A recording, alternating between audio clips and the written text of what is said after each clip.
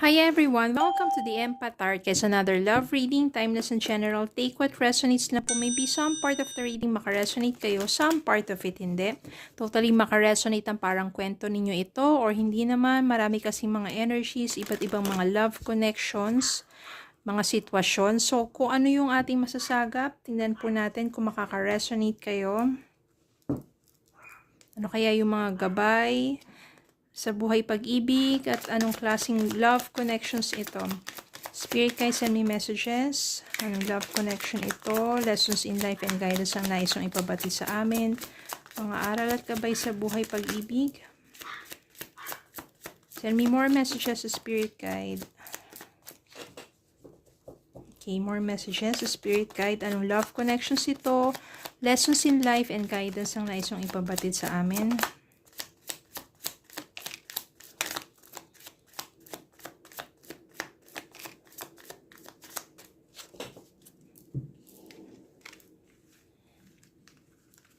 Titignan po natin ang mga mensahe na to. We have Queen of Pentacles, the Empress, the Emperor, Nine of Cups, King of Swords, the Sun, Queen of Swords, the High Priestess, Seven of Swords, Hangman, Three of Pentacles.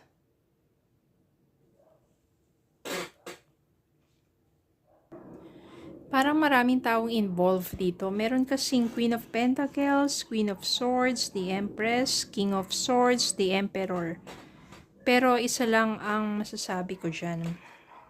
Ang punot-dulo ng kaguluhang ito ay merong nagsinungaling. Merong pagsisinungaling dito, merong cheating na nangyari. At I can sense here na maaring ikaw to, si Queen of Swords. Ikaw rin to, si Queen of Pentacles. Ikaw yung someone at honest sa sarili mo, sa tao, sa ginagawa mo, masipag ka, maaring meron kang negosyo, o matagumpay ka, o maganda ang inyong financial status. Pero, maaring yung person mo,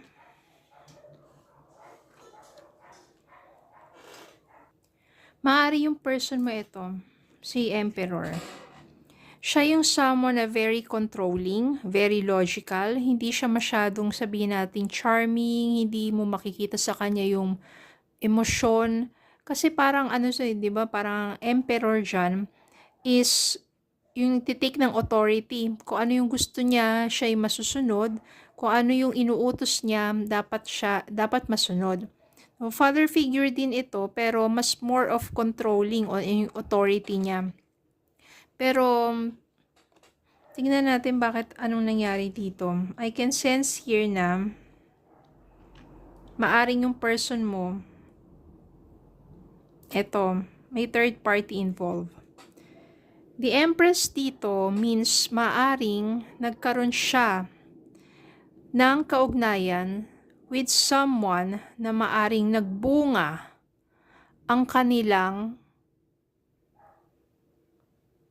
connection.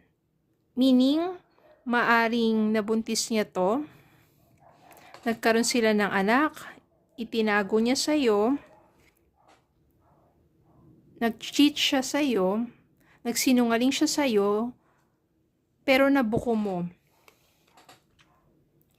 Kaya yung Queen of Swords dito, ibig sabihin, maaring sa sobrang sakit na naranasan mo at naramdaman mo sa ginawa niyang pagtataksil sa'yo at lalong-lalo na nagkaroon pa siya ng anak or nabuntis pa niya yung kanyang, sabihin natin yung third party na yun, ikaw na mismo ang lumayo, ikaw na mismo yung pumutol ng relasyon ninyong dalawa. Kasi nga naman, mahal na mahal mo tong taong to, minsan nga nasasakal ka na sa kanya dahil lahat naman talaga ng sinabi niya, ginagawa mo rin naman. Pero, nag-cheat naman pala sa'yo. Hindi naman pala nagsabi ng totoo. At ang masama pa niyan, nakabuntis pa. Okay? So, ikaw na mismo ang nagputol ng ugnayan ninyo. Sa mga panahon na yon, maaaring wala ka namang ginagawa kasi masyado ka nasasaktan. Feeling mo na doon ka pa rin sa sitwasyon na yun hindi naman kasi madaling kalimutan lalo na yung taong sobrang minahal mo tapos sobra ka nasaktan. So feeling mo nakatrap ka pa rin doon sa inyong dalawa. Parang naghihintay ka lang kung ano yung tamang direksyon na kung saan patutunguhan ng buhay mo until dumating tong taong to.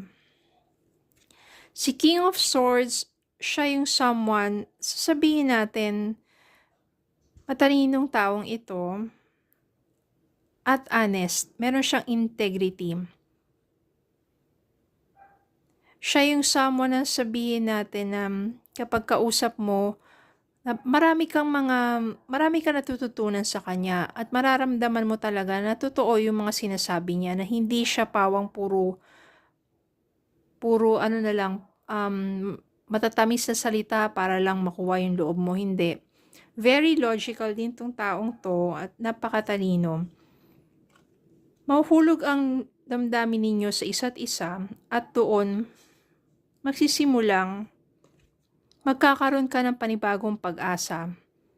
Nabigo ka, pero dito mas mararamdaman mo ulit yung positivity.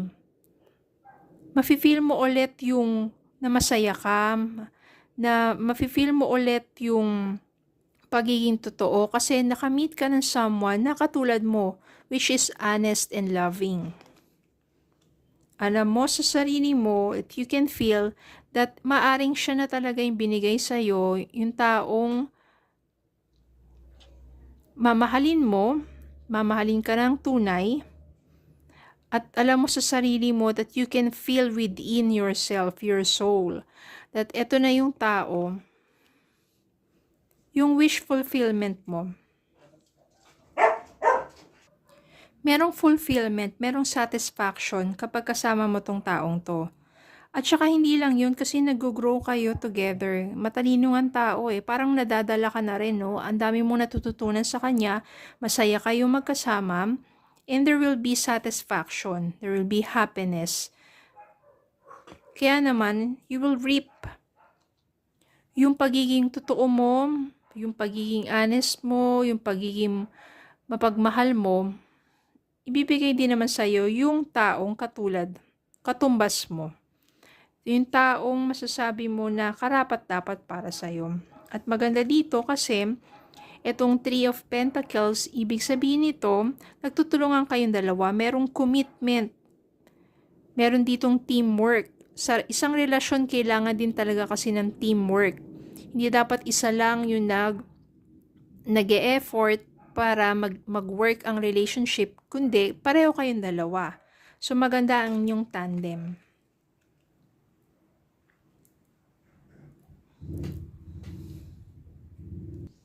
Tingnan natin ang mensahe para sa inyo.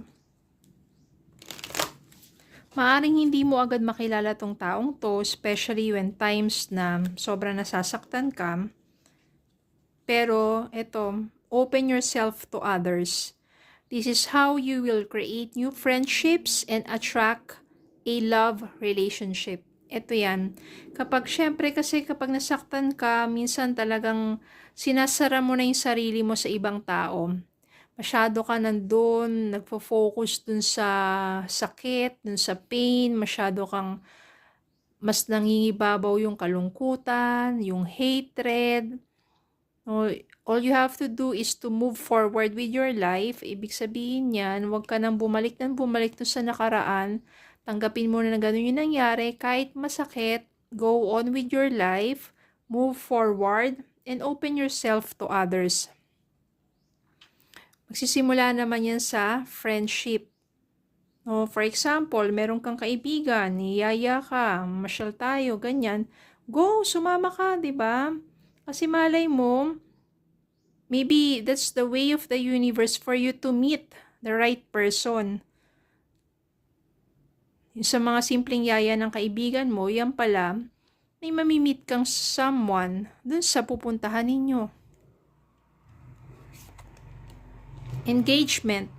Your love life is soon ascending to a higher level of commitment, which is, eto na yan, pareho kayo, Queen and King of Swords. There will be commitment, engagement. Maniwala ka, you just have to open your heart.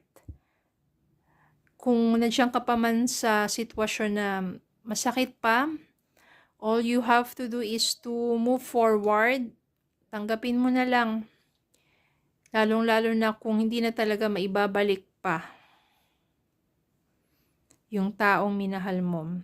Sobra nasaktan ka na rin naman, mas mahalin mo muna ang sarili mo. And enjoy yourself. Yun nga, go with your friends. One day, you will meet the right one for you. Ito rin yung nangyari dito. Sobrang sakit di ba? Person mo ba naman nakabuntis, nagsinungaling, nag-cheat, di ba? All you have to do is to move forward. Makikilala mo yung the right one. And siya yung magiging wish fulfillment mo. And it will end up to an engagement. Okay? So, nothing is impossible. You just have to have faith in love. Okay? So, yun lang po. Maraming salamat po for watching. Please don't forget to like, share, comment, subscribe, follow me on Facebook and TikTok. Have a good day po and God bless.